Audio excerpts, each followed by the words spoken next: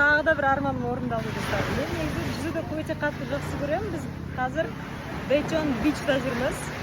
Айтпақшы, келетіндер болса, бұл Дэчоннан 1-1,5 сағаттық жер машинамен келдік. Міндетті түрде ковриктарыңызды алып келіңіздер. Мына тұрған мынандай нәрселер аренда 40-50 мың вон. Сонымен айтайын дегенім, достар, арманның орындалғаны, мен өзі жүзуді өте жақсы көремін. Бірақ мен Ақтауда 4 жыл тұрсам да Каспийге рахаттанып шомылмаппын ешқашан, өйткені немесе жүкті болдым, немесе босанып болып, сондай күйде жүрдім. Әйтеуір бір сәті түспеді ыңғайлы. Сонымен міне әр нәрсенің өз уақыты бар демекші.